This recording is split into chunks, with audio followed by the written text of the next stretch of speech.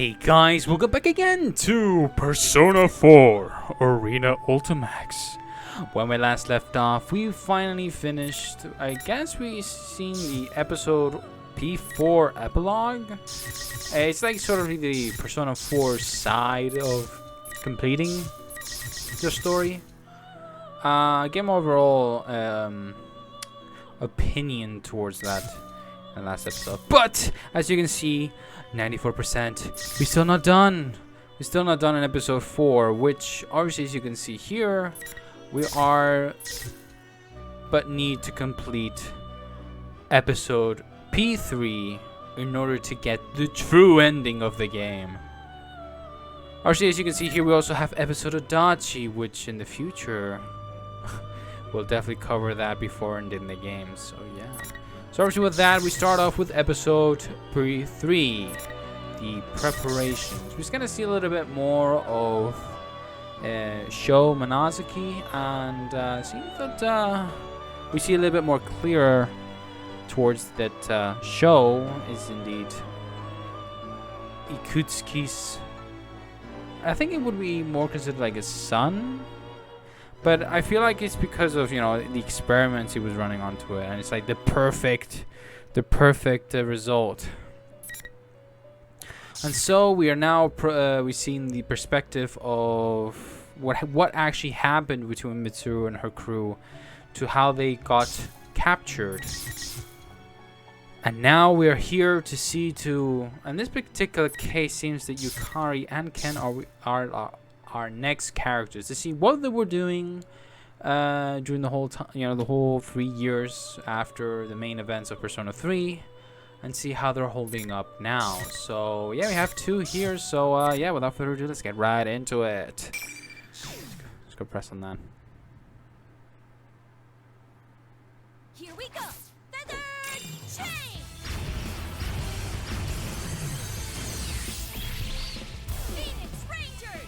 Featherman victory! What a Power Ranger knockoff. To fight me, Featherman! Merlion, the evil forces have fallen. Stop here! How dare you oppose me? Minion Leagues, get them! No!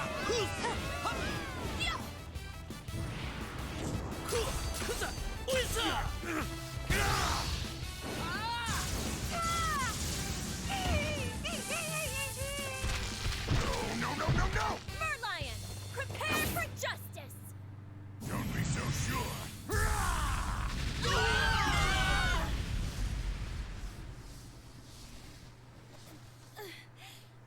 Everyone, I've had enough of this! Ultimate arrow! She definitely has gone her role of an actress. Over!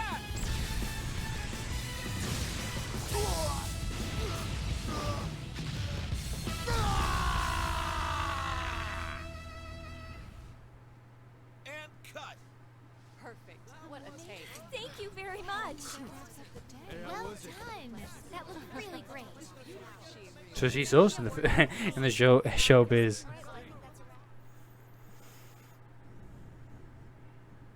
So now we are here through her perspective. Wow, it's a long time when we gave voice to Yukari. Let's take a 10-minute break. Oh wow, this is a really long time. Hi Yukari, this is the first time in a long time that I haven't voiced you. She was someone that I gave similarly. I think it's like the typical, like, you know, the default female voice that I gave her. I didn't give her any exaggerated stuff. I just gave her like a full on female voice. I mean, it wasn't like someone like Chie was a little bit more upbeat, or Yukiko-san be more curious. I think it's just because the Persona 4 cast is obviously with their personality. Someone's more upbeat, someone's like Yukiko was like more curious, and Rise is like you're typical. And then now it's just like more quiet because she's, you know, a detective. She has certain customs to herself. Apart, she came from a really big family. But I think Yukari was just, you know, a typical female voice. When the director causes out, the tension in the area dies away. I make my way to the simple tent used as our break room and take a sip of my drink. My scenes for today are done. I'm tired. Yeah, I think that's if I remember correctly, Yukari was the one I gave her, like, you know, normal female voice. You're on a roll, Featherpink. Do you think so? The directors had nothing but good things to say too. Looks like this will have a positive effect on your main job. Speaking of your next shoot. My main job. My real job's supposed to be studying in college. I wipe the sweat from my brow as my manager excitedly tells me about the schedule for my next gig. I'd always had an interest in fashion, so I started taking modeling jobs as a way to earn some pocket money. It's pretty tough, since I've had to do things like pose in the middle of a winter in just a t-shirt, but thankfully I've been able to get a steady flow of commissions now. Trying to manage both classwork and my job as a model was already hard enough when my manager applied for an audition for a live-action show without my consent, claiming that I should broaden my work horizons. When I mentioned I had practiced archery in high school, it really got their attention. It all made sense to me when I learned that Featherpink's weapon would be a bow and arrow, though. As a result, I ended up as a protector of Earth in a kid's superhero shell starting this year. While my acting work makes use of different expressions and my modeling career lets me dress up in a lot of different clothing, it kind of makes me feel like I'm changing who I am too. It's insanely busy, but it's fulfilling and fun. And yet... What's wrong? Something troubling you? Oh, not really. I checked my cell phone, but Mitsuru Senpai still hasn't sent me a response. I'll have tomorrow off, so I'd email her earlier asking if she'd like to spend some time with me and go shopping. She's been contacting me less and less often recently, and when she does, it's because of shadows. I am one of the Shadow Operatives, a group established by Mitsuru Senpai. I understand that she wants us all to be able to have normal lives, and she said that she wouldn't hesitate to ask for my help if she ever needed. But it still seemed to me that she was taking everything on by herself. The attitude didn't satisfy me, so I forced her to add me to her team. Okay. Yeah, we kind of learned that from Mitsuru, that she didn't want to have to rely specifically, I guess, the main cast because of worrying. Just to, they deserve to have a normal life after all. And apart of that, I guess her work right now is more personal because it's kind of like it's involved with her family business. So I kind of sure why she would only take it on herself, but. We did indeed change her mind, so she has help. She definitely has help. Yeah. However, unlike Aegis and the other official members, I'm part of a special unit that only gathers in emergencies, trusted with immediately subduing shadows by force. What do you call it? The auxiliary staff. Something like that. Anyway. It's wonderful that there have been no situation that called for us to be dispatched. And even if something like that did arise, the official Shadow Operatives are all excellent. There's no need to worry with the likes of Akihiko Senpai and Aegis around, but... Is it really that hard to just send back a reply? It's Golden Week, for God's sake. What's this? Don't tell me you've got some boyfriend trouble. Oh, no, it's nothing like that. Oh? I guess that's Labris. Hearing the helicopter, picking her up. We normally talk when we see each other, so I've never doubted my friendship with her. Still, when things remain unsettled, it's unsatisfying. Maybe I have to get on her case about taking everything on all by herself again. Huh? There's something loud going on outside. What? this helicopter doing here? Is there a helicopter in this shooting script? Huh? As the sound gets closer, the tense walls and roof begin to undulate with an intense wind. When I rush outside, I see the crew are looking up and causing a commotion. When I look up, there's a black helicopter descending towards the ground, dangling a rope ladder. The lady in the pilot's seat sees me and gestures towards the ladder. Oh. At the moment, it all becomes clear. I only know of one person who would do I'm glad this. she came, but she's making too big of a scene. I'm completely astounded by the utter absurdity of the situation. But before I know it, I'm already running towards the ladder.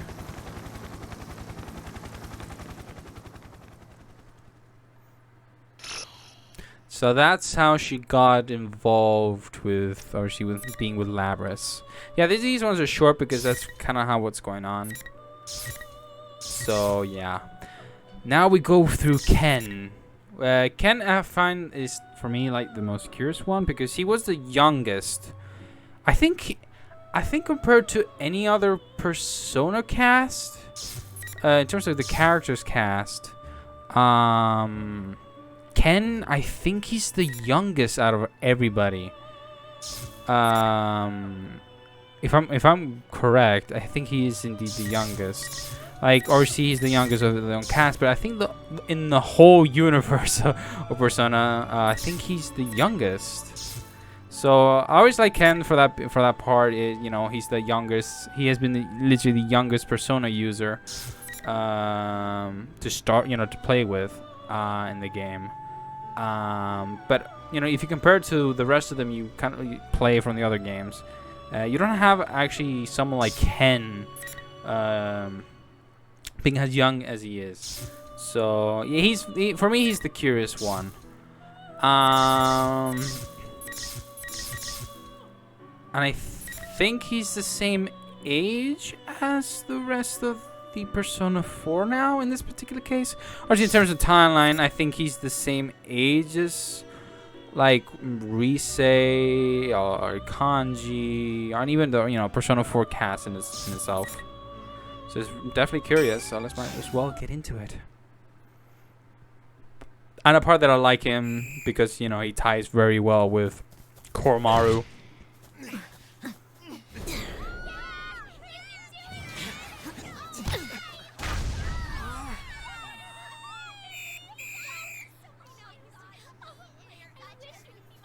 Man, you were amazing.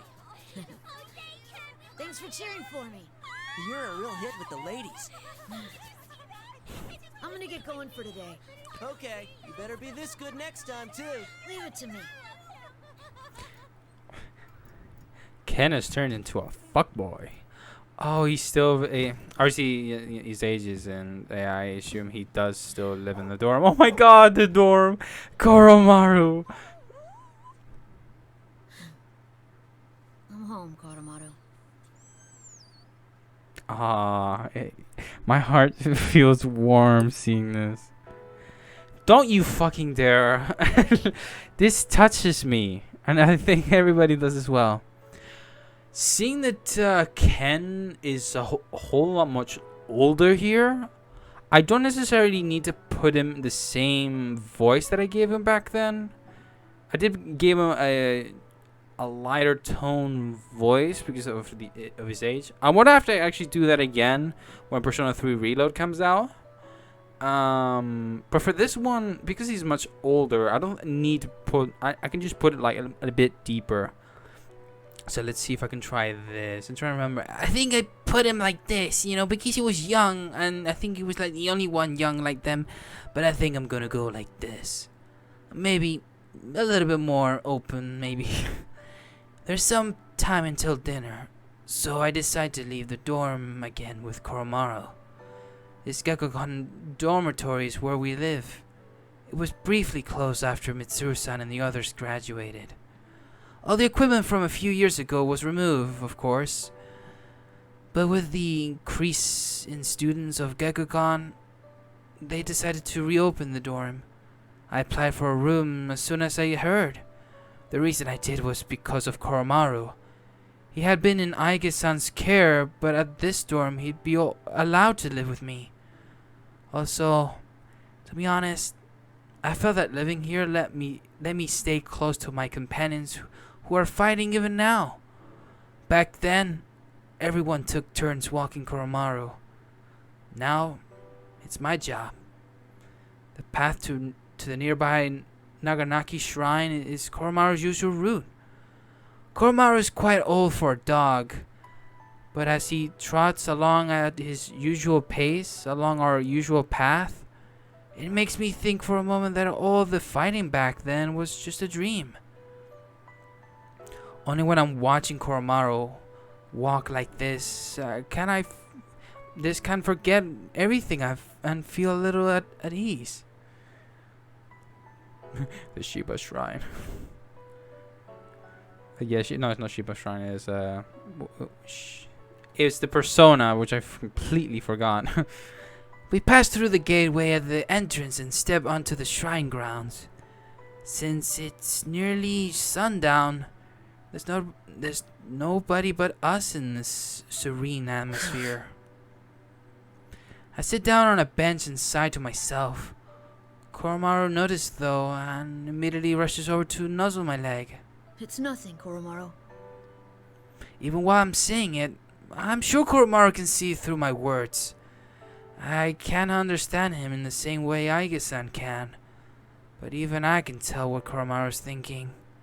I pet Koromaru as he looks up at me with a worried whine, and I put my hand in my pocket to pull out a shadow operative's badge that Mitsuru-san had given me. Koromaru wears the same badge on his collar. Even if she gave me this, I know it's just for show. I bet everyone else is working hard right now. Yeah, you can even tell Ken's voice is a bit, mature, like a bit more deeper. Guess it's already the same thing what happened back then. This morning, I got a call from Sanada-san for the first time in a long while. It seems he just come back to Japan from a year-long training journey. Wandering the world?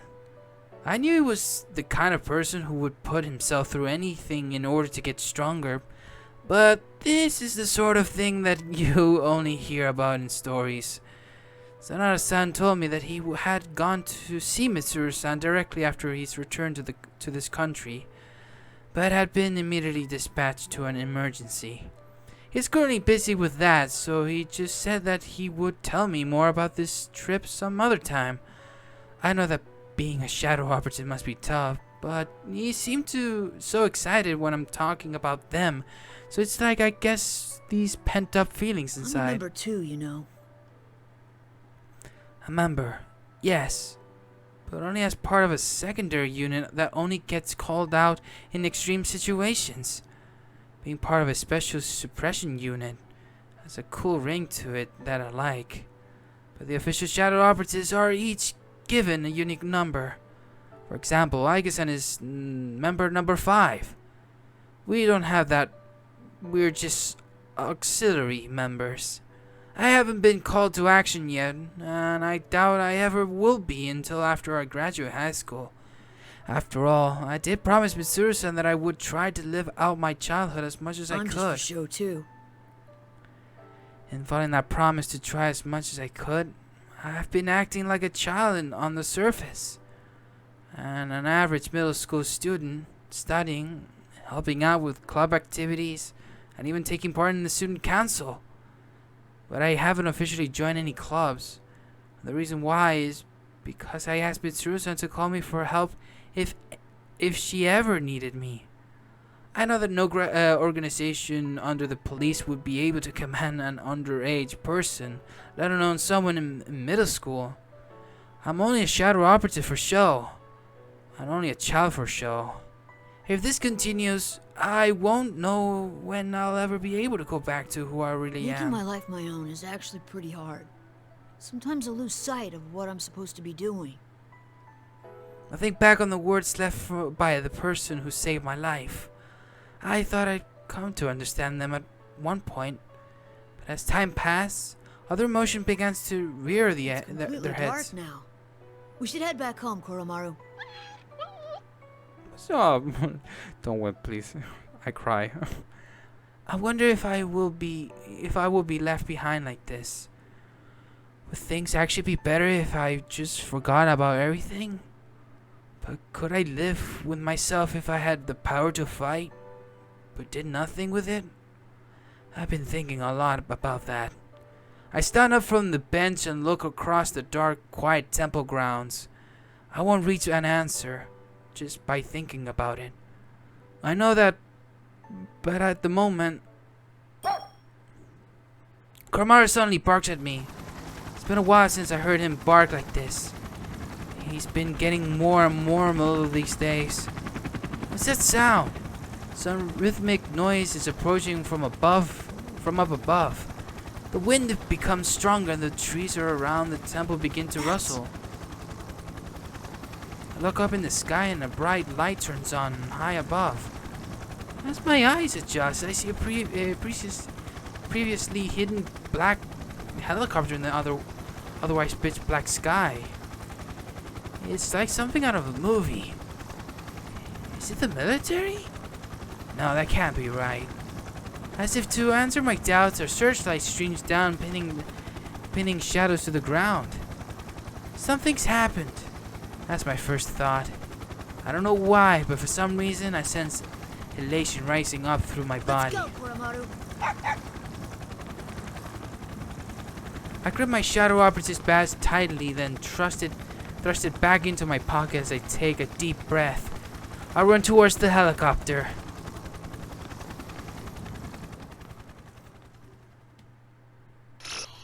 To be continued.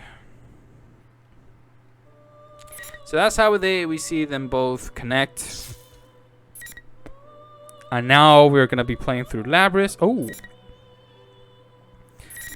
Do I really want to go to Junpei? Yeah, let's go to Junpei.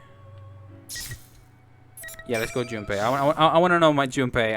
I want to know Junpei-san, my man, my bro. Which is also someone I hardly forgot. First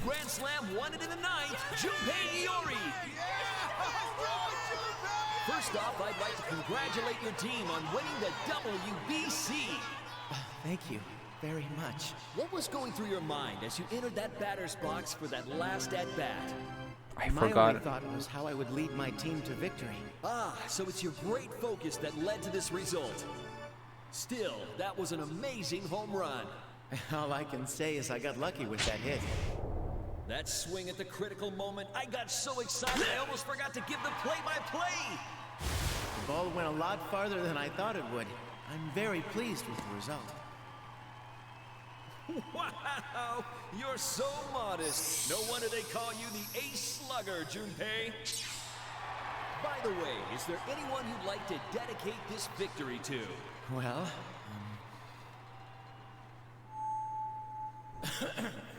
I'd like to dedicate that Grand Slam to my precious girl who's always supported me through thick and thin.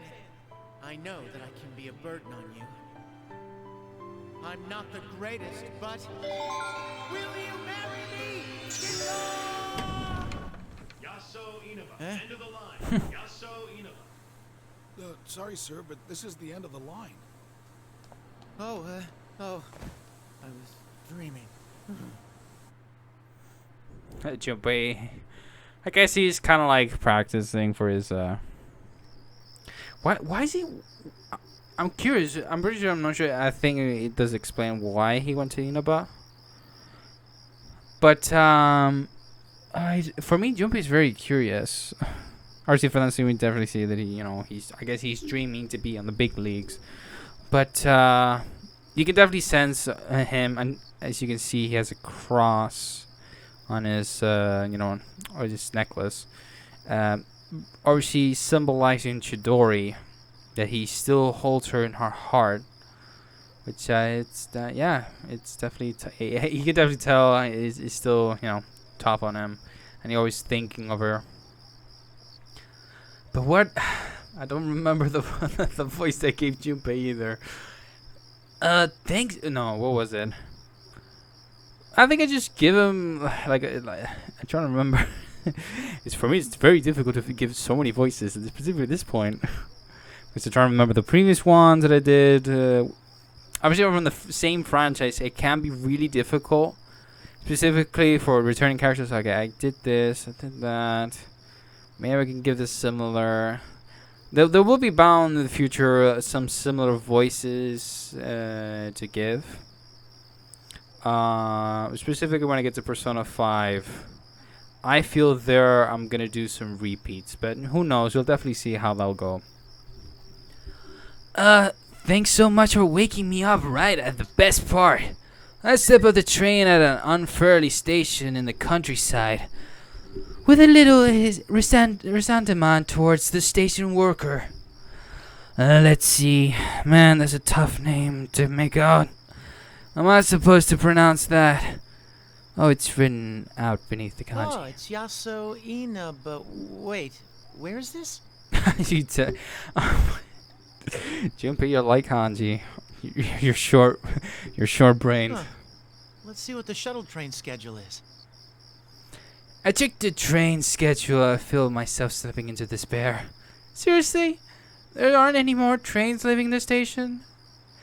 How was the final train for the night? I've really done it now. The great feeling that I had only a moment ago withers away at once. What the hell, man? Why this happened? Let's see. I worked a full shift of my job today. And the kids had a game after that. I think he's a baseball coach. I think that's what's happening here. He's a baseball coach. If you get a hit, you'll be a hero. Are you gonna try for a home run? It's the afternoon before a long holiday weekend. Normally I'd be busy with my part-time job and top secret missions. But on days off, I transform into an excellent coach for a boys' baseball team.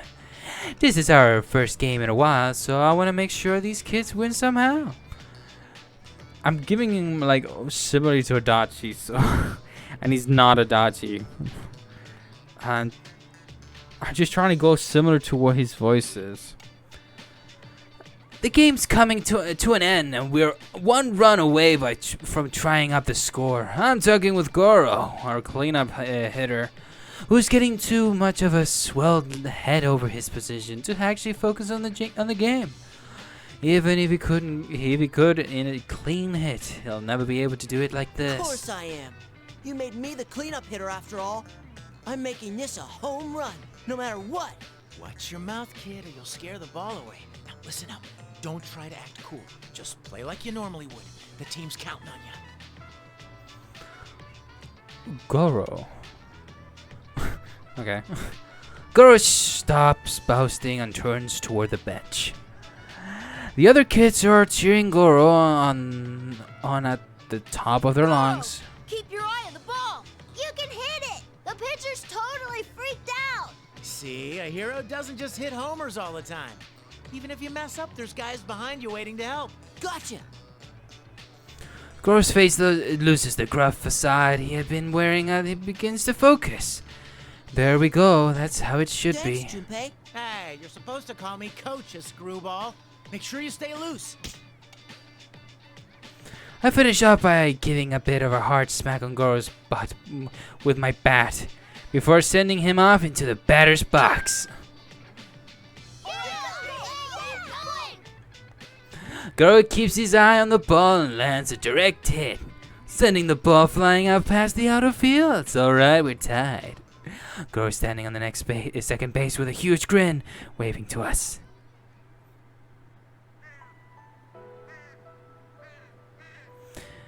But we ended up losing in the end, and all the kids cried. I cried too, of course. Oh well, it happens. At least the kids have grown closer to us as a team.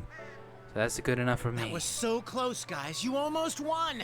All right, let's start practicing again tomorrow. Now, I want you all to remember this at least. If you all work together, you'll never be beat. Okay, we're done for today. After the game, I said some final words as their coach. If you all work together, we'll never be beat. And that's what that... Man, I even think that's an awesome speech. Yeah, thinking back on it, I'm honestly proud I came up with it. I bet the kids are still carrying the moment around their heads. Awesome. I'm such an awesome coach. It's really worthwhile volunteering for a kids team even after working the night shift. Because I'm still just underage, I'm not an official member of Mitsuru Senpai's Shadow Operatives. Wait, you're not? How young are you? You still not? Huh? Maybe that's. Oh. Okay. So that's why maybe even to Yukari? Because I think Yukari and Junpei are the same age, so I don't see why he's still underage. Interesting. But I've been playing a very active part in some of their investigations. I get sent out from time to time to check on scenes where low-level shadow readings have been detected. Yeah, the missions are pretty plain, but I'm satisfied with them in my own way. Then again, when I do get sent out, most of the time it's nothing at all. But just like that, just like I could tell the kids, it's about putting out a consistent effort every day. That goes for anything. It's not like I get these missions every day, so it's in the meantime. I spend a lot of time at my part-time jobs. Even though it's kids' baseball renting fields and paying for rides to away games gets surprisingly expensive. I gave up on that dream, but I love teaching baseball to kids. It's real fun. Man, it's like I'm finally starting to enjoy my youth after all this time. Crap, I'm starting to feel sleepy. So that's how you got here. And that leads to where I am right now. Not only did I completely miss my stop, but I can't even get back home. I'm in a tight squeeze here. I just fall asleep like that. I can't believe I slept through so many stops either. Seriously.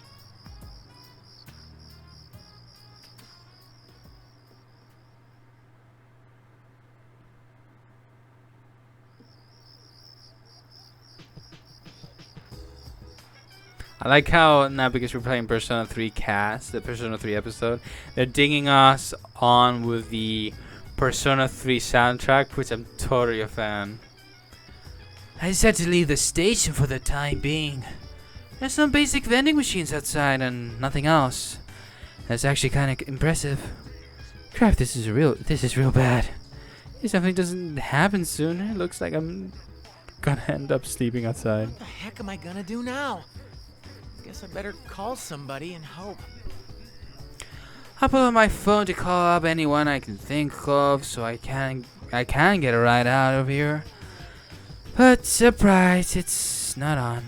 I pray that the battery didn't die while I was on the train, and hold the power button and it turns on. No, the battery's in the red. I might not be able to make it a single call at this point.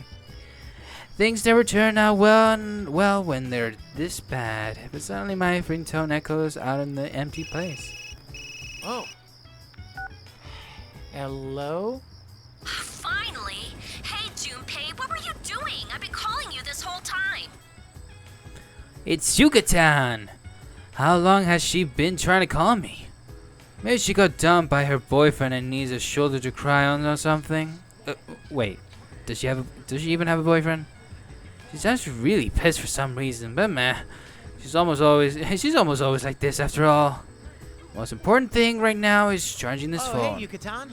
Can we not talk about that now? My battery's about to die. Hey, what's that noise in the background? It's super loud. Your phone's about to die? What's wrong with you?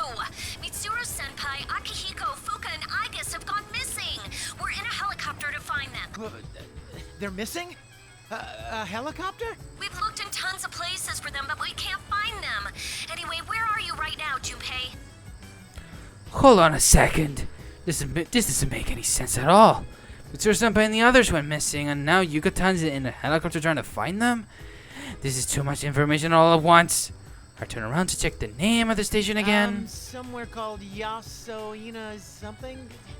I fell asleep on the train and missed my stop, and now I'm stuck out in the boonies. You're at Yaso Inaba Station? Why? Huh? Why is she surprised? I don't even know why I'm here. Okay, fine. It's because I slept through my stop. Yucatan, the battery's going. Fine, just wait there. We'll come get you. I'm with Kenkun and Koro-chan, and we've got Labrys here too. She's Aigis' sister. Huh? What was that? Lahu? Well, whatever. I'll just find a convenience store and... The phone died. I consider what I should do now, but then again, I'm worried about Mitsuru-senpai too. I'll just have to buy a cheap charger at a gas station or something and call Yucatan back. This may be out of the boonies, but there's got to be a convenience store open around here. I start walking along the road in search of an open store. After walking for some time, I finally see a familiar line sign out in the distance.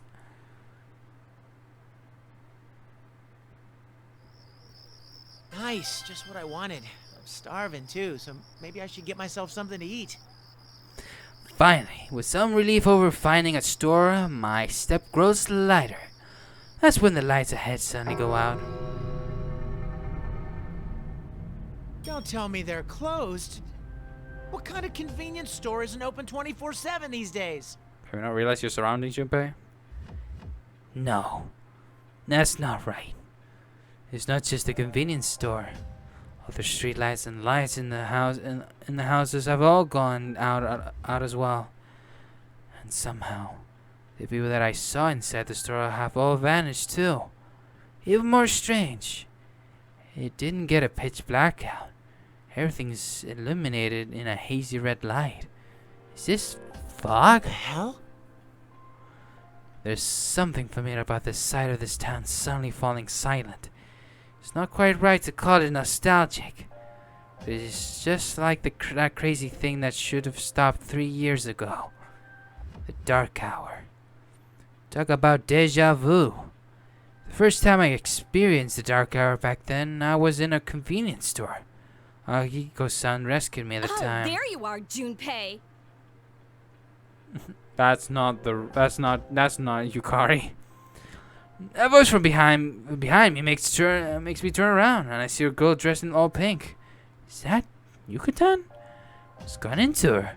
She's dressed rather odd, but there's no mistaking her voice. Yucatan stops a short distance away from me and glares. She looks pissed. Is it because I left the station after she told me to wait there? Even then, she seems way too angry. Hey, Yucatan! I'm making an effort at least, so... But hey, Mitsuru-senpai's gone missing? What's going on? Damn, she's really pissed. Steady, Junpei. Okay. When you're pitching to a real hard case, you need to throw outside the strike zone. Just test the waters. Throw them off their game and see how they react, right? Yeah, I'm a genius. So, you look great, huh? Is that your, feather pink outfit? Are you doing an autograph tour out here? Come meet the Feathermen. They're throwing my best curveball, but she still looks just as mad. Oh crap. You never shut up, do you? You're nothing but a minor character. A mook, a minion, a loser. Just die and let the world have your body back? Hey, what? Aren't you being crueler than usual? Ugh! It's time for your punishment! Bring on the ring! Damn, already getting straight at it.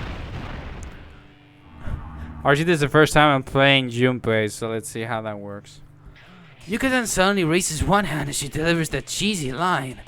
With that, 4 red pillars fall from the sky and stab into the ground around us, forming a fighting ring. I don't know what's going on, but this suddenly feels really dangerous. I place my bag on the ground, and then pull out my favorite bat and take a cautious stance. You're a quick learner for an idiot. No wonder you're a member of the Shadow Operatives. I look around and search for a source of that voice. I see a television dangling from a telephone pole with a, what was it that? A round body, a doofy hat, a cape, and a cane. Is this some local station cartoon mascot that I don't know about? He's saying something about a General Teddy. What was his name? Why would a TV be hanging from a pole like that? Who the hell are you? I don't know what's going on, so you better explain yourself. If this is some prank show, it's not funny. You really are a yappy idiot. Now let's begin Operation World Destruction. I mean, the one-on-one P1 climax. P1 climax? I'm not in the mood to drag this out, so I'll just give a short rundown. The rules are simple. Win and you get to move on. Lose and you're stuck here. Huh? You mean I have to fight Yucatan? Oh, you really are a pain in the ass. If you're not gonna do this, then hurry up and die. Here we go! Persona! A gust of wind blows, and I recognize Yucatan's persona before me. Whoa, whoa, whoa, whoa. Not only are we fighting, but we're doing it with our personas? This doesn't make any sense. I don't even have my evoker with me. But when I look back at Yucatan, she's already got her bow drawn and pointed at me. Oh man, she's completely ready for this. Hold on, Feather Pink. We can talk this out. I mean, you shouldn't be pointing that at people. Ah! My desperate plea is in vain, and Yucatan shoots an arrow at me with no hesitation. I managed to dodge away just in time.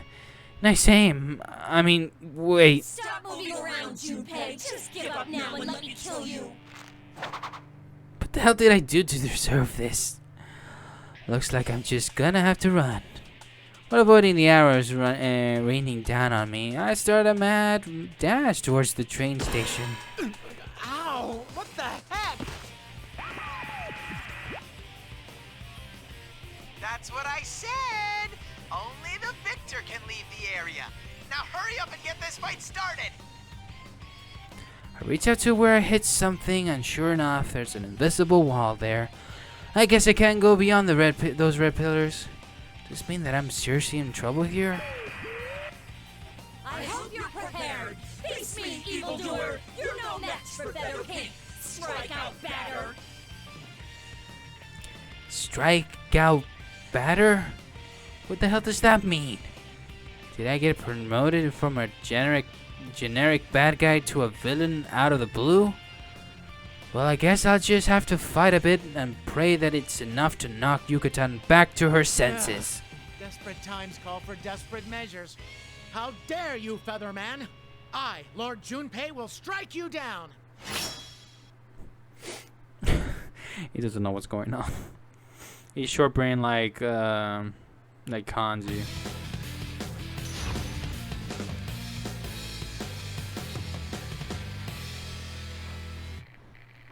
Alright, let's try Junpei out. Finally. Fight!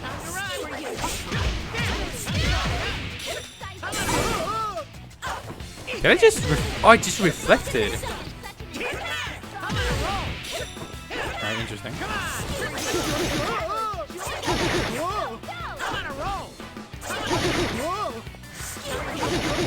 Alright. Oh my god, you're such a spammer. Could you not? I'm not playing around. This way.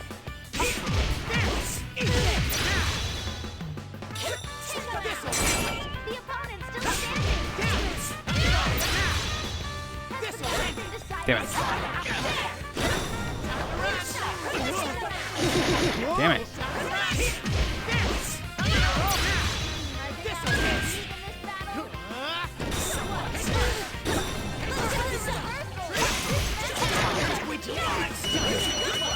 Just trying to get a feel out of Junpei. I never played him before.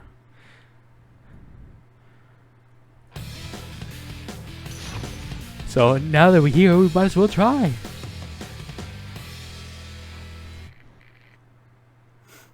And here we get to OC continue on playing with Labrys.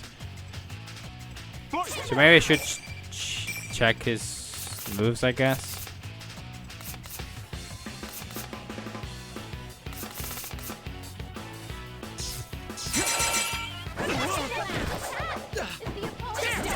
Oh!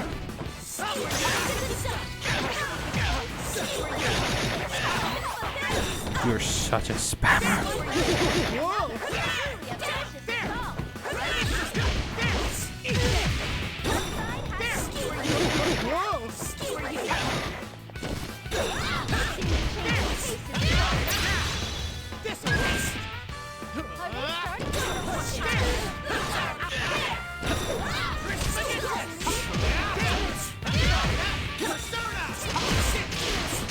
Oh, wow.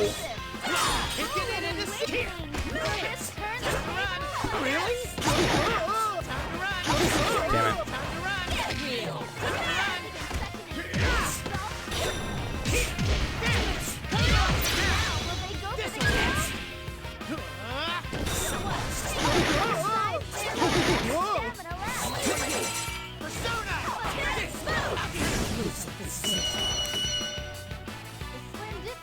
Interesting.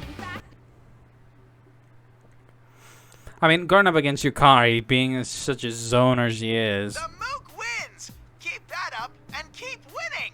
Who are you calling a mook? Wait, Yucatan!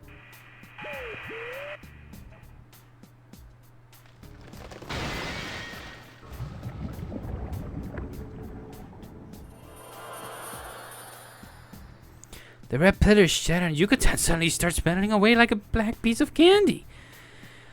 Just then, what looks like a golden grains of sand fly up into the air and flow across the sky. That costume guy in the monitors disappeared. Does that mean the invisible walls I ran into are gone now, too? Maybe? What was that just now? Wasn't a dream, right? I slept a ton on the train after all. I pinch myself and look around. Oh, the lights are still out of in the city and there's no one around. Could this really be the dark hour? The way that Yucatan disappeared seems familiar too. Is that a shadow? And was that a fake Yucatan? The beginning store's light went down right around midnight, and I think past midnight reminds me of a dark hour. That was our battlefield 3 years ago. Did the dark hour come back? At the stroke of midnight, the world seemingly stops in time, and the world becomes a place where only persona-using people like us can move around. During that time, people disappear and shadows show up instead. Normal people don't even notice that this time exists. At the very least, the situation looks a lot like the dark hour. Wait a sec. How'd I use my persona without an evoker? Those with potential like us are able to summon personas by resolving ourselves to death. In order to acquire the trigger for such resolve, we usually use these things called evokers, or shaped like guns. But during that fight, I was able to summon a persona Trismegistus just by thinking about it in my head. This feels like it's more dangerous than Dark Hour. If that's the case, then could the disappearance of Mitsuru Senpai and the rest be related to this phenomenon? Is that General Teddy guy behind this? We'd better step barefully.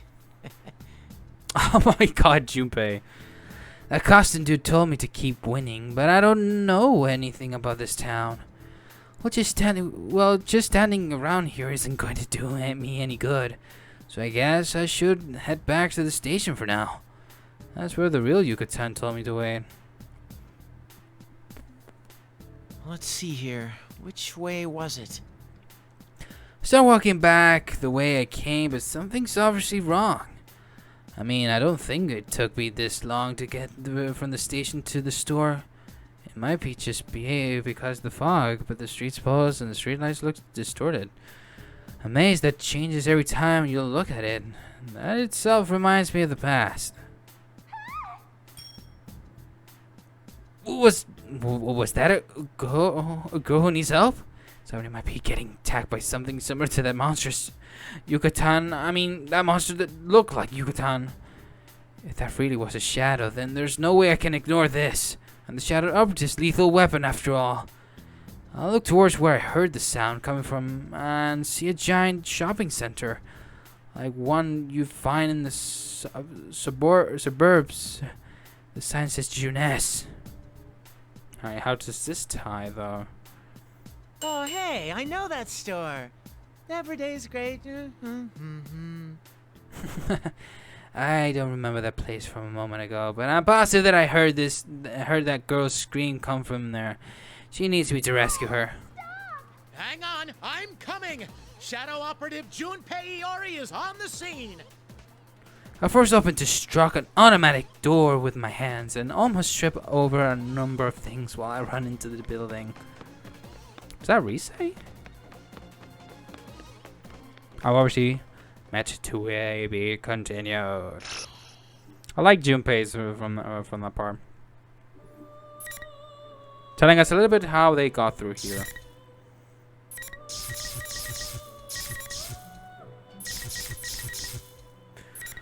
Three years after. I think we can continue on, I think, a little bit with Labras.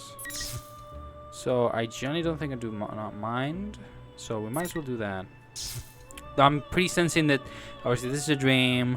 Something happens to the lab. We go obviously have a conversation with Yukari, then Ken, and then most likely guess we fight. I think that we are indeed gonna fight, so we might as well just go in there. Let's not dwell any longer.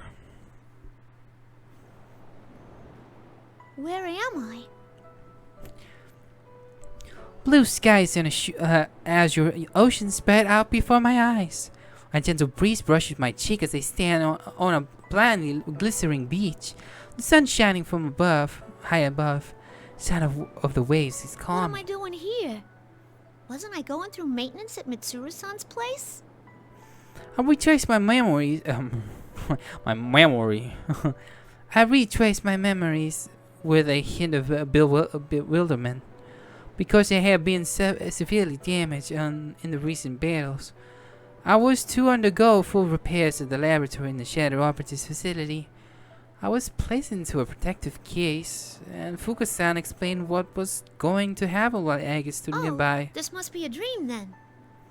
I vaguely remember the sensation. It's similar to something I have experienced a number of times before.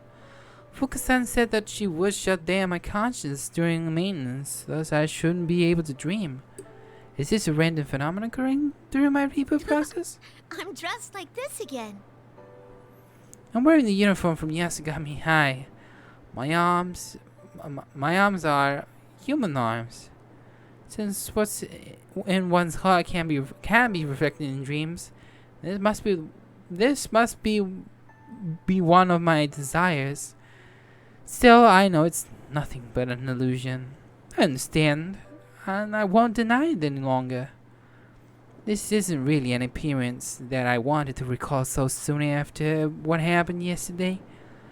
But it seems that me, deep within my heart, won't let me be that way. Still, as I gazed at the scenery, I eventually stopped caring. I take a step towards the pier that just out from the beach, then turn my attention to my internal Guess GPS. there's no use doing something like that in a dream. I don't need my GPS to know where this place is.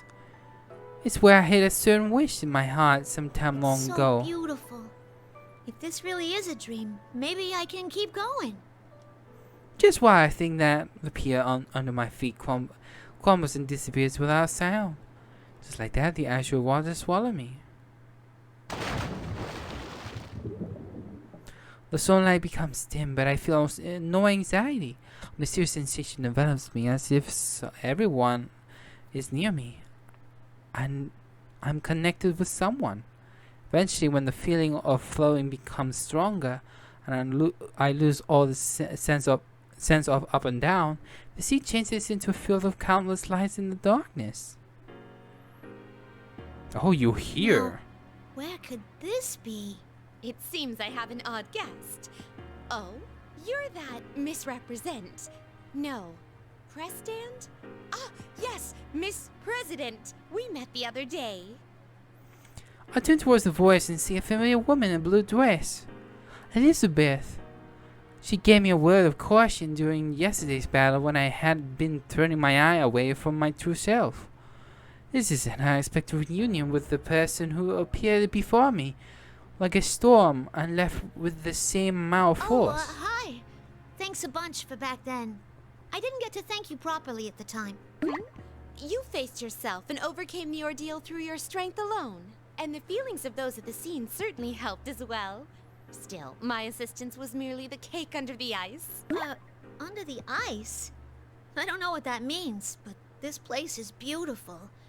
Where am I? This is a world within people's hearts. Since you are here, it's most likely that you are at rest in the real world. Now that you have gained a heart of your own and are nurturing it, I wouldn't be surprised if you were to wander here at times. That all sounds pretty complicated.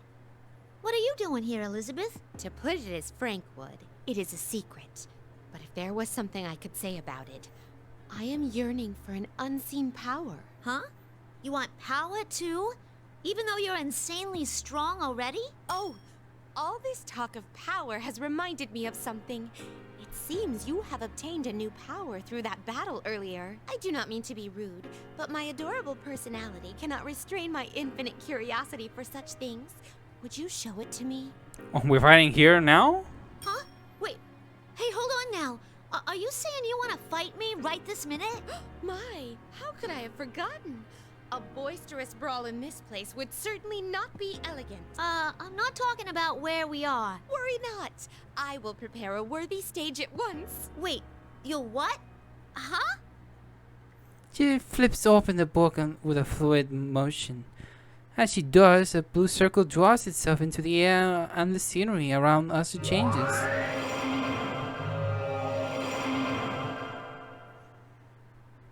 Are we back here? This place. Alright. The tranquil ocean-like area changed into a familiar place. This is the announcement room at the school that I had created. Beyond the glass is the red-stained room hang the corpses of my sisters I had destroyed with my own hands. I feel a lump in my throat as the memories come back to me. I look down and see that my body has returned to its cold, white, metallic one. This is my true form. Are you a bit shaken? My apologies, but it seems we're being pressed for time. Before I can sort out my emotions, the aura I feel from Elizabeth begins to intensify. Without She's further coming. ado, here I come. Your fate is in the cards. Thanatos. She's gonna beat us to death. Alright, come on. Take it easy with me. At least we get to play a little bit with Labyrinth here. Your fate is in the cards. Oh my. Won't you have some? Oh my. Impressive. My. Remarkable. Opening my door. Is this the... Your fate is in the... Your throat. Oh wow. Oh wow. Over here. Here. Freeze. You see, that was quite remarkable. It was a good time. Remarkable. And oh my. It's Elizabeth we're talking about. Opening my door. Uh-oh. Let darkness come. Let's change things out. My turn. Please do watch your spirit. Oh wow. Stop using Thanatos, please. It's time. Persona card. God of death. My God, Elizabeth. Stop it. Stop it, please. We know you're broken as fuck. We know that you're too OP. Final. Persona. This one will hurt. Oh my. Oh no. Oh no. Oh no. It's time to Damn be it. judged. The lever. Your fate is in the card. You're in trouble now. Oh my. Impressive. Impressive. Let darkness come. Pardon. Impressive. The persona card. Memento mori. Persona. Oh no. A destined draw. Let darkness come. Alright. We're getting used to a little bit of Labyrinth. I did play her once to understand how she plays, but because we played the version that she didn't have a persona, and that she has the persona, and It all gets too confusing. Well done. I have indeed witnessed the power you have acquired. While I was preoccupied with fighting Elizabeth, I remember something. This is the place where I face myself and gain something precious and irreplaceable. Yukon, Mitsuru-san, and all the others. Imagine their faces causes a mysterious strength to well up from within me. Have I gotten stronger? Elizabeth smiles.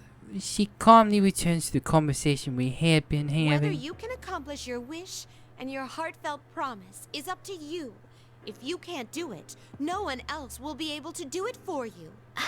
But from a different perspective, that means that anything is possible depending on you. Don't you think it could be perceived that way? If I do it. That is correct. Though, it would be most important to prioritize overcoming the ordeal that is coming your way. Huh? What ordeal? The ordeal that has made itself known quite close by. I bid you good luck. Wait, hold on! What's this ordeal you're talking about? What do you mean? She hears it. The announcement room begins to fade to white and disappears into the distance, and I hear a siren-like sound. As if in sync with the siren, Elizabeth begins to grow hazy as well. You have to tell me more!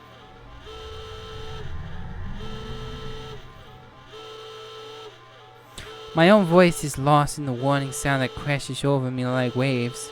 I just need to talk to her. Just a little more.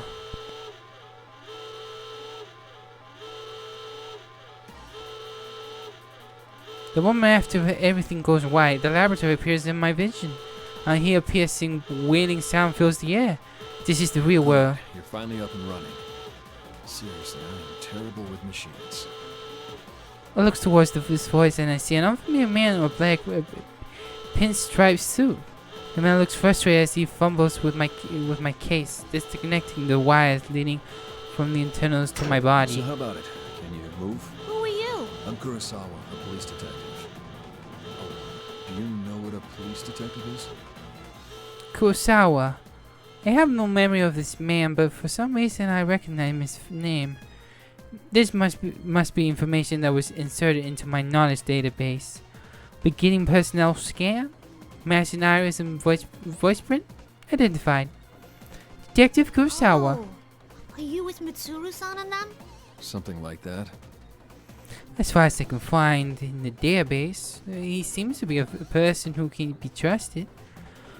He has long history of private and public interaction with Mitsuru-san and the other shadow I'll make this operatives. quick. There's an emergency. The car that the lady, that Mitsuru Kurijo was in, has gone missing. Mitsuru-san? What do you mean? Emergency? She's missing? Only after hearing this do I pause to re-examine my surroundings.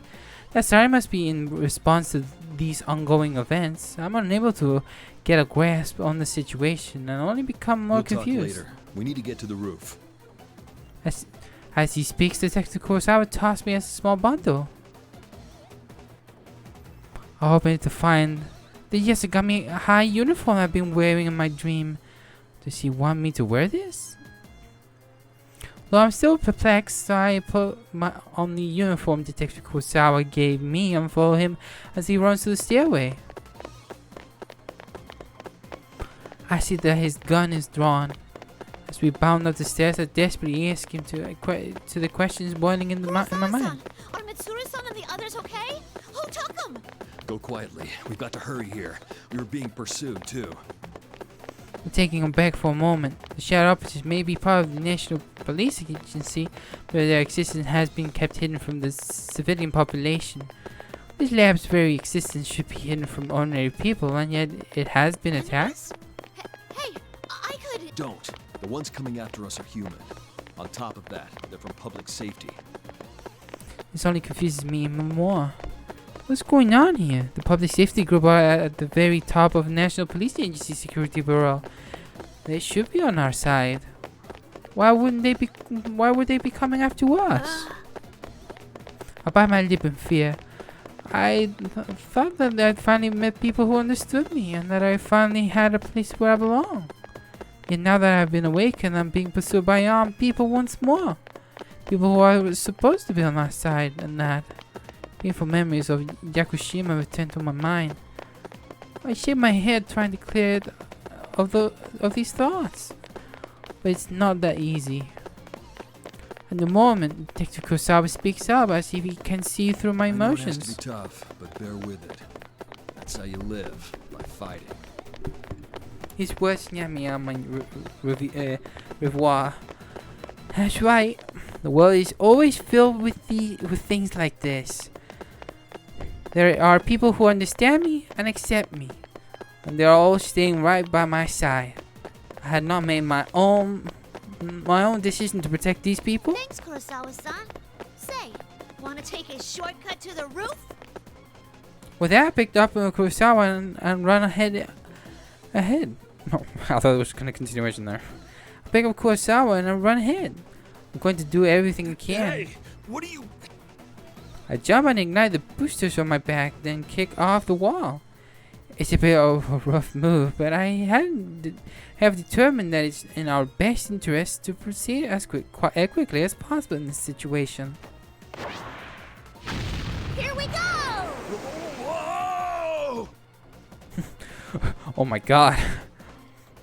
We shoot up the staircase on the next landing, where I kick the wall again to send us flying up the staircase in the opposite direction. I repeat this a number of times, rocketing us up the extremely long staircase and allowing us to reach the door to the rooftop in less than a minute.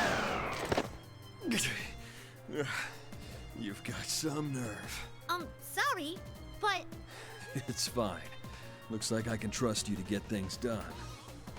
Dr. Kurosawa seems pale, but he still stands up and I see the strength of will in his eyes as he speaks Well, to me. from here on, this is a battle that only you can fight. When he opens the door slightly, a chilly air from outside rushes in through the I'm gap. putting their lives in your hands. Kurosawa-san opens the door fully, and the wind whimps at us.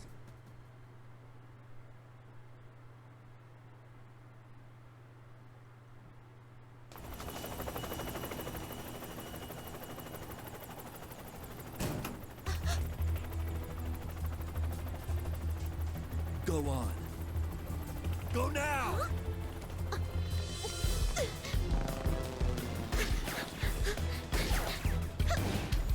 Gotcha! Okay! Kikuru-san, let's go!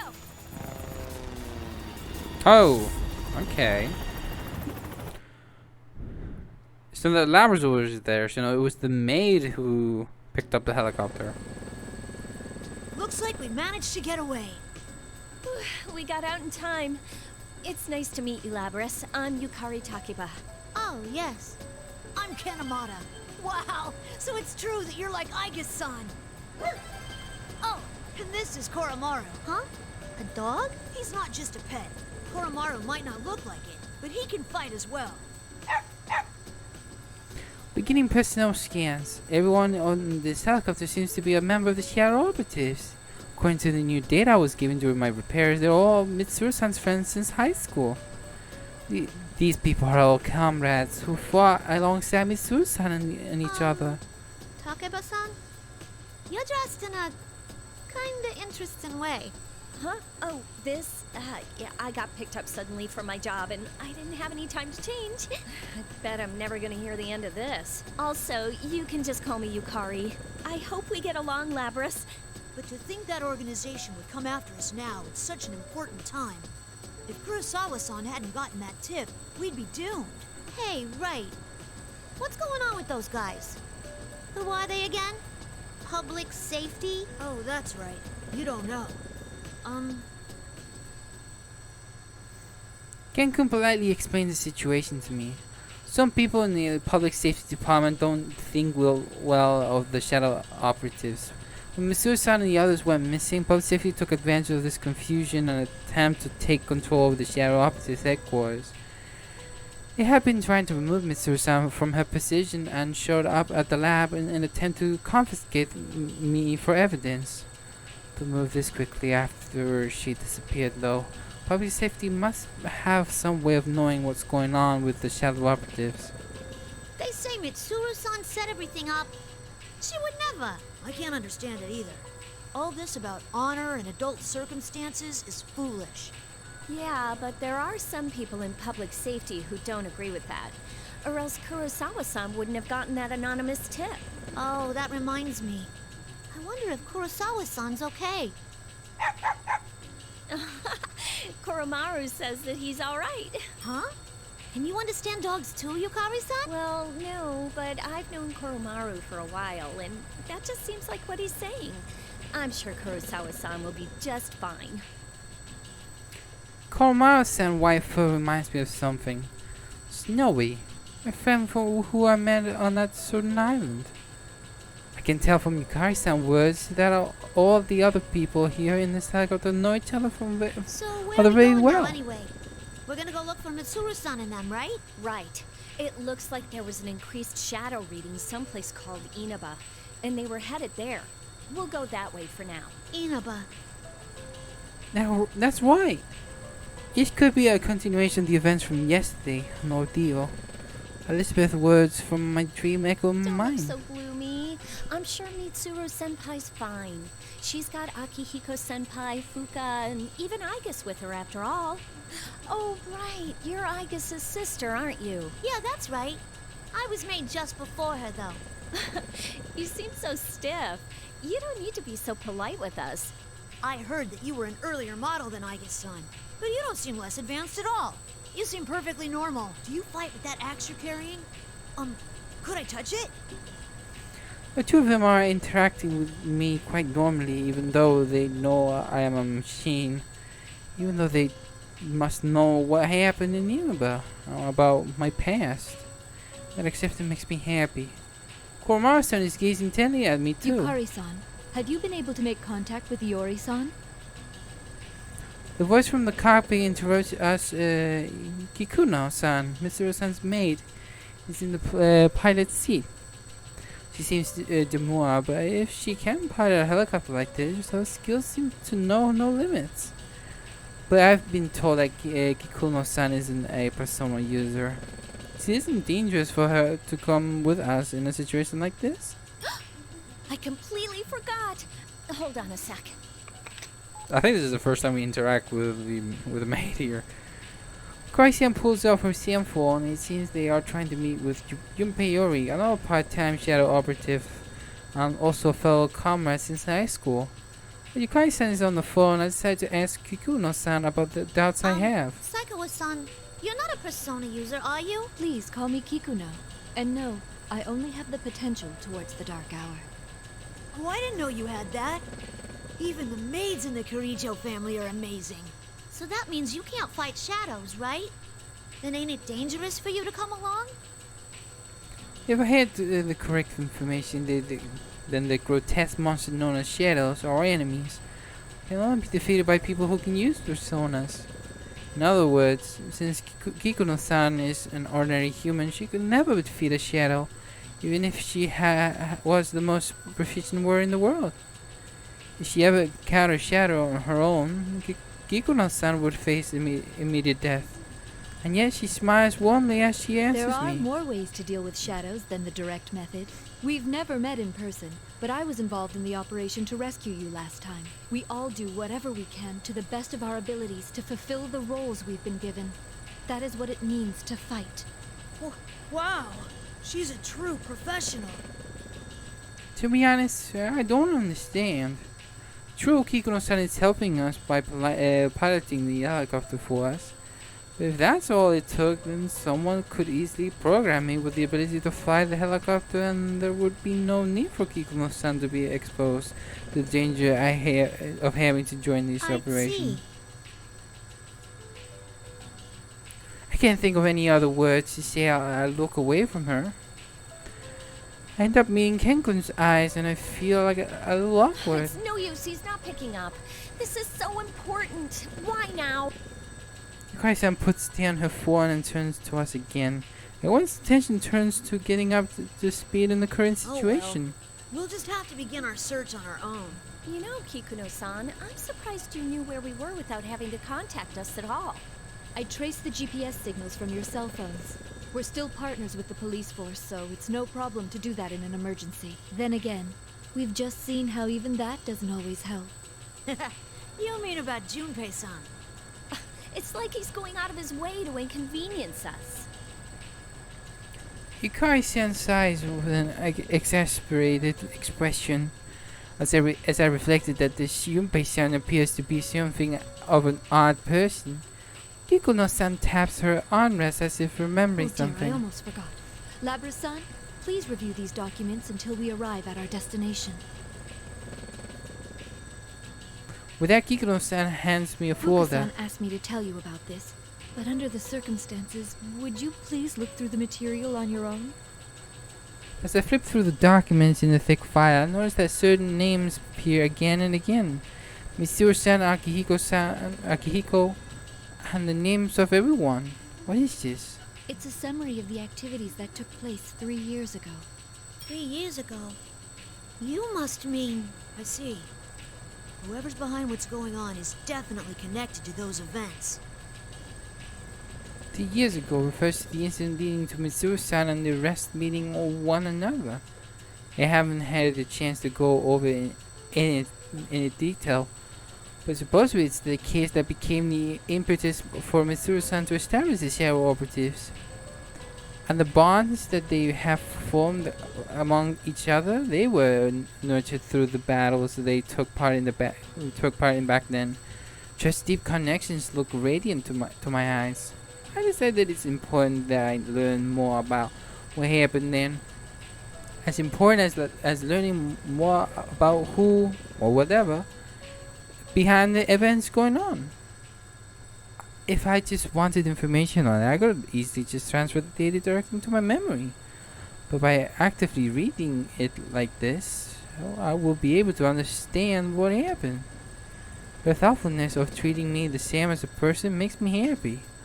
Kikuno-san glances at me once more and nods slightly as if in approval. I think it looks good on you. A proper appearance is important when going out on a grand stage. Does she mean the uniform I'm wearing? Oh, I get it.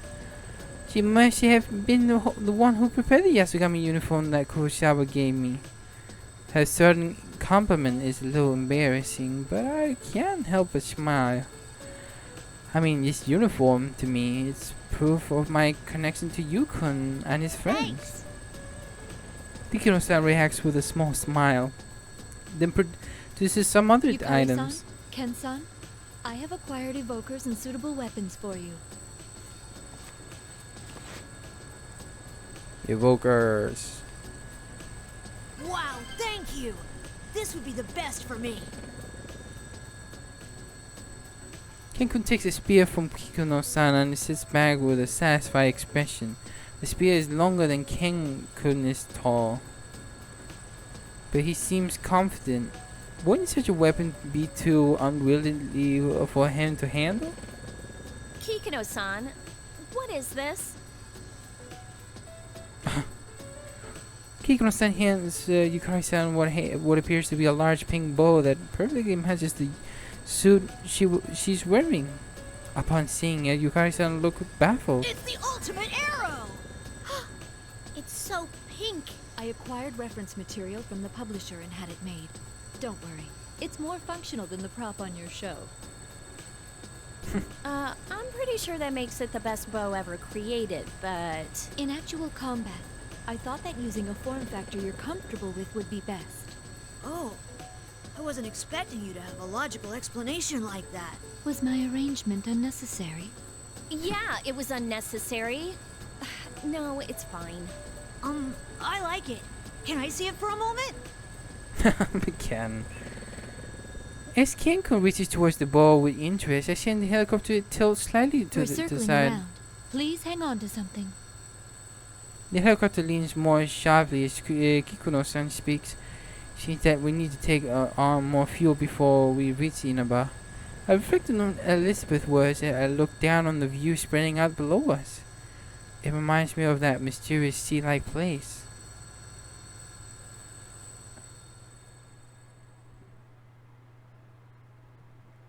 We're still going. Yeah, the helicopter is heavy. Upon reaching the last known location of Mitsuru-san and the others, we immediately see that the guardrail is broken, as if a car had smashed through it. Look down the cliff and discover a black vehicle below, unmistakably Mitsuru-san's limousine. There were no skid marks on the road that indicated the braking, and the car's body was seriously damaged. It appeared that it had been going at a very high rate of speed when it hit the barrier. Everyone paled in an instant, and we were all at a loss for words. But the driver was the only person in the vehicle, and thought he was injured. Although he was injured, there were no traces of blood from anyone other than him in the car. We wondered for a moment if the others had been able to leave the vehicle on their own. But if they had, they would have tried to contact us. It also seemed odd that they left an unconscious and injured man behind. Furthermore, there were no footprints around the vehicle at all. We did another search for the GPS signal, but there were no signals of their whereabouts. That left us with one I hate to conclusion. think about it. But does this mean that they've been captured? Let us be optimistic and assume that they're still alive. If they were captured, then the enemy values their lives and will do no harm. We do have a chance. I carried the injured driver from the bottom of the cliff back up to the road. Kikuno-san requested the vehicle transport to the hospital under the Kirijo's family care. Kikuno made this decision since we wouldn't have been able to explain what happened to a normal ambulance. Also, it's possible that the people from public safety would take him away if we report this to the authorities. Kikuno-san asked the personnel who arrived with the transport to try to ask the driver about what happened when they regained consciousness. That will likely be difficult, however. If this is similar to what happened last time, the driver would have no memories of the events, much like the people who captured me and transported me to Inaba last time.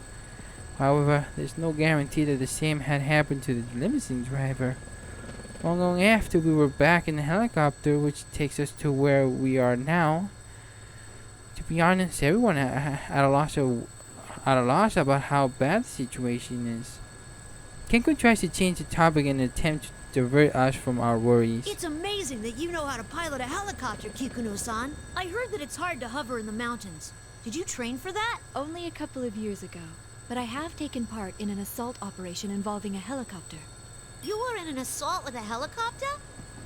Where? Just a high school dormitory. When was that? Huh? Oh yeah, I remember that. I decided to learn how to pilot in the event that if someone attempted the same move, I would be able to respond properly. My understanding has been renewed. It seems that being a maid is a very serious and very difficult occupation. Oh, damn. Well, I finally got in touch with Junpei. I don't know why, but he's already at Yaso Inaba Station, so I told him to stay there. In any case, we should head to Inaba too. We might find some kind of clue there. Mitsuru-san's group had gone missing before sunset, and it is almost midnight now. Whoever did this must be the same person who kidnapped Labra-san. It's unthinkable anyone else would be able to do that. The question is what he intends to accomplish by kidnapping them. Ken-kun flips through the reports of the events of the case up until now, seemingly lost in thought. What is to be gained by kidnapping Mitsuru-san this time? At the moment, heavy static flickers across the video display within the helicopter. And we see the same clip? The strong wind. Yeah, it's the same clip. That's why with the helicopter and that kind of stuff. Hey, what was that just now? Weren't those the Persona users in Inaba? It showed Mitsuru-senpai and the others, too. I read the case records. If I recall correctly, was that the Midnight Channel that was being broadcast in Inaba? I was on it too, but it wasn't like that last time. All of us in the helicopter are utterly confused. Who would broadcast something like that and why? P1 Climax is obviously a continuation of the fighting tournament. Suddenly the monitor switches to another feed.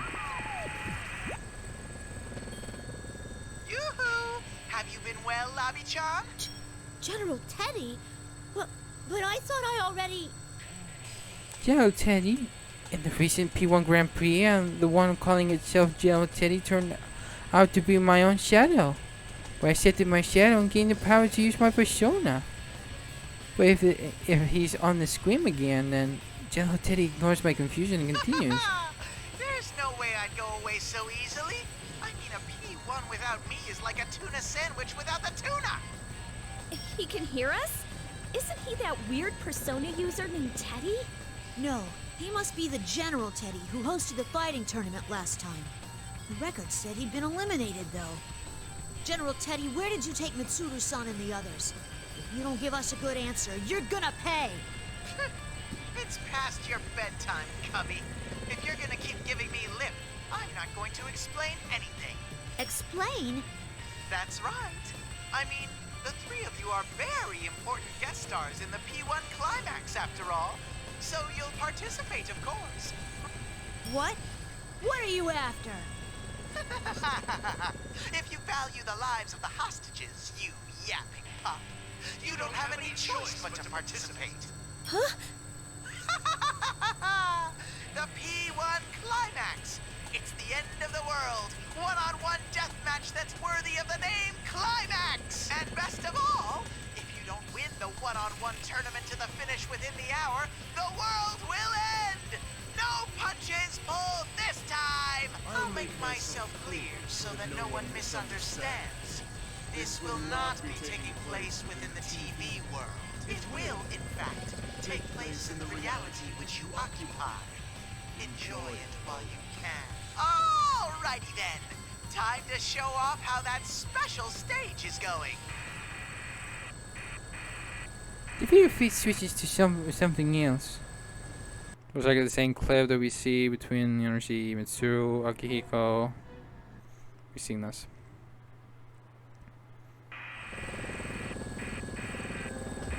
Was that Mitsuru-senpai? Sanada-san, Aiga-san, and Fuka-san too! What will be the fate of our captured queen and her loyal minions? Oh, and this is a no-fly zone. We don't have any room in the parking lot for that thing, so you'd better start walking to the battleground. As a little incentive, Persona! Kintoki Doji! Throw him a tomahawk!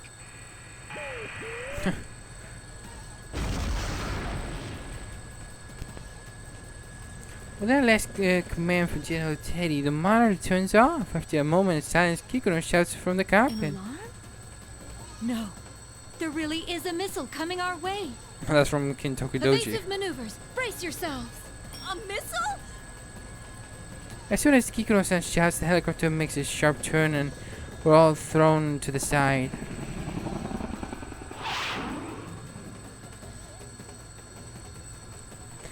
There a defiant roar, the helicopter shakes madly but Are we recovers. hit? It barely missed, but there's a good chance that it will still detonate. It exploded! Wait, it's a firework? In the moments after the explosion, General Teddy's face was drawn in the night sky with a colorful spark. He even managed to capture his image, taunting us with his tongue sticking out. He obviously missed on purpose. It was most likely fired from the direction of Inaba. That is not funny at all! Is he trying to start a war or something? Wait, what is that? There's something in the distance. It's huge! Yukari-san points towards the shape of a gigantic building stretching towards the sky. Something red is writhing around the bizarre sculpture, trying to envelop the town below it. It's red I'll fog? zoom in. Kikono-san adjusts the monitor that had just been displaying General Teddy's laughing face to show us the enormous structure up ahead. I noticed Yukari-san and Ken-kun both tense up when they catch sight of it. No way. This is just like... Tartarus. Searching data for Tartarus. Results found. A labyrinth that only appears during the dark hour, and a breathing ground of shadows? It was also the place where a powerful being was going to descend upon the world to bring about destruction. The document in my hand gave a page dedicated to it as well. What I read there confounds me. 3 years ago, when Mitsuru-san and her companions were in high school, something happened there. All I can gather is they fought desperately in a tower called Towers that resembles the one outside. As the red fog grows thicker, the building that Ken-kun and Yukari-san referred to as Towers begins to disappear from our view. I'm sorry to do this, but I have to withdraw before we're shot down. But we've come so far! If they fire another one at us, I won't be able to dodge again. Even if it's only a firework, a direct hit can still bring us down. Hold on, Kikuno-san. Can you drop low enough somewhere so we can get out? There's no way. If we land, we'll be sitting ducks. No, once we're out, you'll get out of here. You don't need to land. What are you saying? Please, do it! Don't worry. Remember, General Teddy asked us to come on foot. We'll manage somehow. Understood. I'm looking for a landing site. There appears to be a large shopping center nearby. While dodging explosion from missiles flying mercilessly towards us, the helicopter nosedives, plunging us towards the ground as we move closer to nearby. Labra-san, please take this. It may be of use. It Microstick contains Duo. the data that was taken from the Ergonomics Research Laboratory's top secret files. The creator's name is Shuji Ikutsuki. Juji Kutsuki? The name was also in the documents that Kikuno-san had given me. He betrayed Mitsuru-san at the last moment 3 years ago and revealed himself as the enemy. Ever since the death of Koetsu Kirijo, the patriarch of the Kirijo family, 2 generations ago, this man took the lead in all the terrible events related to the shadows. That is how dangerous this man is. But the document also said that Ikutsuki took his own The file life. name was Project Puppet Master. I'm not entirely sure if that's a code or a description of the project. Puppet Master? Could that be something to do with me and Aigis? I was only able to decrypt a portion of it, but it seems to be data on an experiment involving a plume of dusk. An experiment with a plume of dusk. So, why are you giving this to me? It may assist you in determining the enemy's identity. Actually, I found traces of an unauthorized attempt to access this file from outside of the Ergo Research Network. I investigated this and found that the requests made to break in originated from this vicinity, likely from within Inaba itself. Huh? So someone in Inaba knew about that research before all this started and was looking for it? Kikuno-san nods silently. Of all the files on the quarantine server to go after, if this one was specifically targeted, then the hacker must at least have known of its presence there. The cyber attack wasn't done by some ordinary hacker who broke into the server and was looking around out of curiosity, which means that the hacker is probably either the culprit himself or someone connected The to him. firewall prevented the intruder from accessing the file, but the attempted hacker didn't even try to cover their tracks. What? Who would do this? The hacker didn't even attempt to cover their access to the server. Could that mean that they wanted someone to know about the existence of this file even if they failed to access it? That doesn't make much sense. Putting aside whatever doubts we have, Kikuno-san It was continues only in on. fragments, but the name Sho Minazuki appears many times in those files. Who is he? Sho Minasuki. I don't know that name. Could that person be the culprit? Very least, there's no mistake that this person is deeply related I'll to this contact case. you once we crack the encryption, but in case it becomes difficult to transfer the data to you, I'll give you a copy. Then I'll download that data into myself and take a look at the parts that you've managed to decrypt. That would be for the best. Gotcha. Thanks. Kikuno-san hands me a memory card and I insert it into my memory slot and save the data on it into my internal memory. Just as Kikuno-san says, most of its experiment records. One file remains that cannot be read. Project Puppet Master. What's in that file? Are we not done yet? Damn. We'll be over at Junes Shopping Center in a moment. Everyone, prepare to disembark. Hold on, over there. Isn't there someone on the rooftop? Well, up here into the distance, beyond the haze of the red fog, is Inaba's largest shopping center. My search reveals that the place belongs to a chain named Junes. A blurry figure can vaguely be seen on the roof. Yukon? For a moment I think of someone I know well, but the height and physique of the shape of the roof doesn't resemble anyone I know. Kenkun raises a pair of binoculars, attempts to make out the figure's face. Ikutsuki? That's impossible! Huh? What's wrong? It's Ikutsuki. Huh? No way! Yeah, hear and touch a lot about Ikutsuki. Shuji Ikutsuki? The name leaves me at a loss for words. Bessie is mistaken. Open the side door, the helicopter and a strongly gust of wind blows in. I ignore the wind and lean out to get a better look at the person on the roof.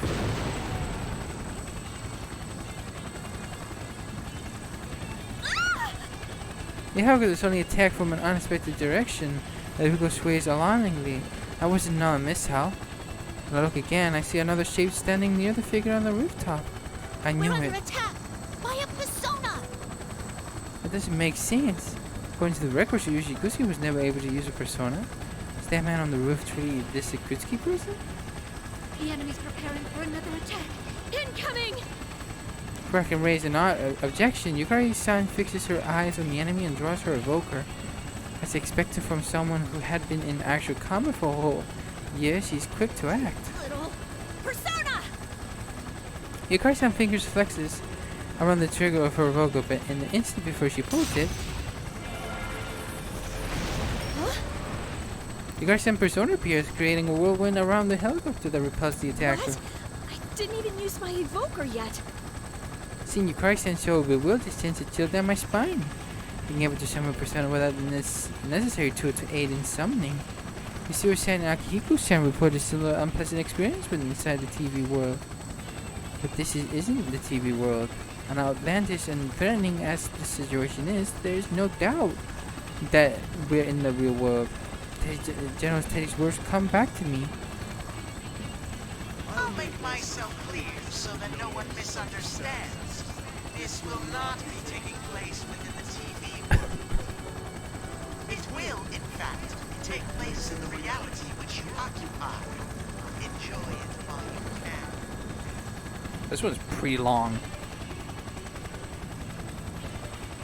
Don't tell me. This fog that envelops the town is the same fog on the other side of the TV? This is What was that? A new voice suddenly reaches my ears. Who was there? I look around in bewilderment. Did anyone actually talk? Am I hearing things? Kenko shout snaps out. Snap. Oh my god. Kenko. Seriously, I'm having a stroke. Kenko's shout snaps me out of my thoughts. Yukari-san, he's winding up for another one! We're getting off, Koromaru! Yukari-san still looks confused, but Kenko's noticed something and unbuckles his seatbelt with his spear at the ready. By this time, the helicopter has descended close enough to the roof of Junets that people and dogs can easily jump down.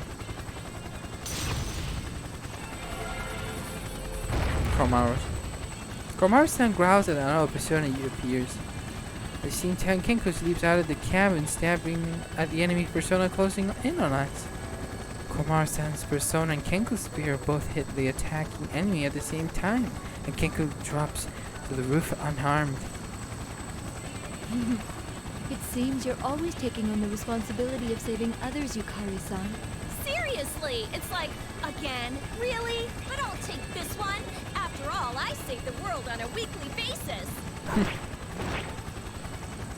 Koromaru-san and Yukari-san drop out of the helicopter and nimbly land on the roof. Amazing, their combat abilities are equal to those of weapons like Mioraigas. Even though they are secondary members of the Xiao operatives used only in times of emergencies, it seems as if they would have been on the team this entire time. I quickly ready my axe and follow them. Yukari-san, everyone, please, save Lady Mitsuru.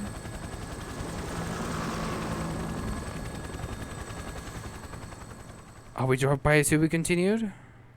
No, not yet. Wow, this was really long. When I look back at the red sky after landing, I see the helicopter gaining altitude while maintaining its balance. Thanks to Kikuno-san's steadfast resolve and her piloting skills, we managed to safely reach Inaba. I checked my surroundings once more while praying for Kikuno-san's safety. This is the Inaba branch of Junes, the departed store chain. We are at the food court on this rooftop. Normally there would be plenty of people here, but given the current situation, it's obviously deserted. Where did he go? Kenko's readies his spear and tries to peer into the fog, making visibility such a problem. I look around ready for battle as well. Whoever attacked us should be nearby. Hey, Kenkun, did you really see Ikutsuki here a moment ago? Yes. I didn't see him clearly, but there's no way I could have mistaken him. That's impossible. I mean, Shuji Ikutsuki is... This one's very different. I wish they kind of connect, but obviously here is when we technically save Naoto, but I guess it's not the same.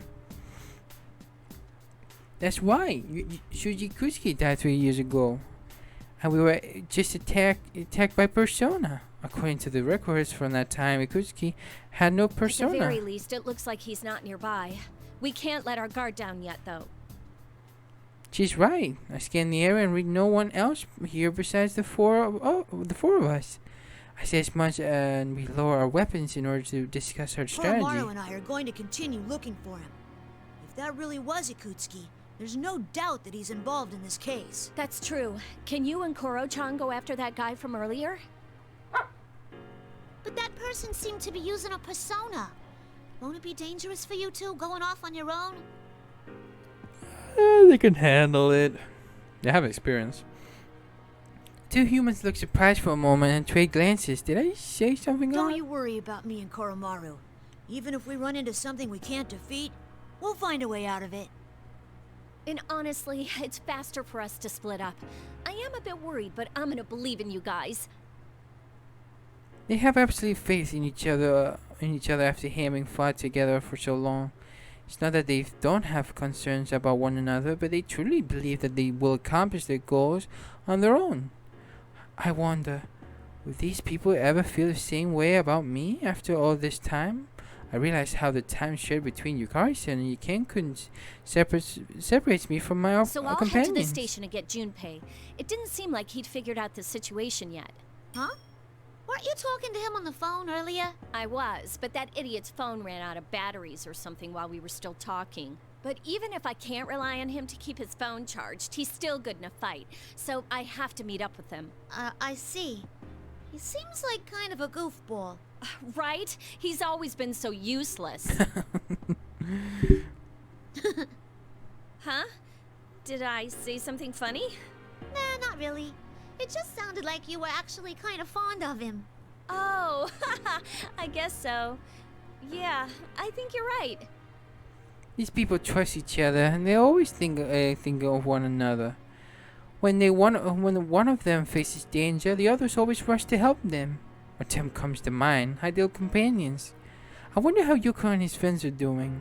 I have the feeling that this group and Mitsuru-san's group are going through similar problems after all. What about you, Labras? What'll you do? Huh? I hope Mitsuru-san and the others are okay. Could you please go right to that tower? We'll head over there too as soon as we can. Yukari-san and Kengo look at me.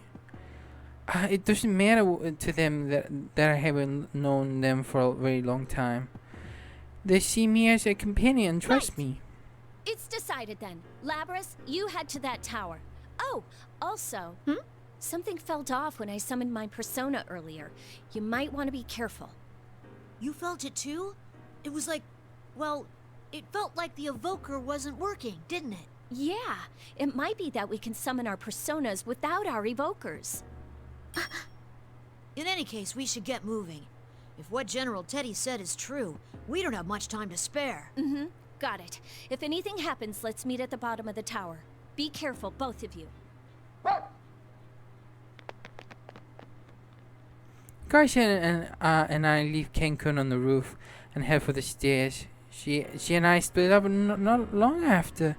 All of us firmly believe that we'll see each other safely Wait once for us, more. Mitsuru-san. I run at my full speed and turn my eyes towards the looming tower. I will rescue her. And this is how we conclude Labras. To be continued. There we go. And there we have it. So that's how the introduction begins through it. So obviously here, ooh, Margaret. Oh, look at that, Theodore. Which he's canon in the story. I mean, Theodore is for you guys don't know about Theodore, we definitely will cover that in the next episode. But with Theodore, it's actually pretty interesting because Theodore connects through the, I guess, a non-canon story of Persona 3 that takes place at the same time. It's like an alternative universe or timeline, whatever. That we have a female protagonist instead of a male protagonist. But sadly, she's not canon. And the only thing canon about that is the existence of Theodore, which he also is part of the Velvet Room family. So it's interesting. It's an interesting take that he's in here, but really there's no female protag. Or maybe, who knows? But anyways, guys, I'm gonna end the episode right here. I think we have covered a lot today. I feel like we've done a pretty good decent amount, and that's we've just gone through Junpei, a little bit with Yukari Ken. It's explaining how they got here. But yeah, guys, next episode we're definitely gonna discover. Obviously, I guess we get to know a little bit, the conversation, I guess, with Margaret and Theodore, surprisingly. And then from there, most likely we're gonna separate in between three. So it's more likely we're gonna go through Yukari here, and then we're obviously Ken picking the two, and then from there we gonna have to solve where we're going. So yeah, guys, I hope you guys enjoy this. Leave a like, subscribe if you're new, and I'll see you guys in the next one. Until then, peace out.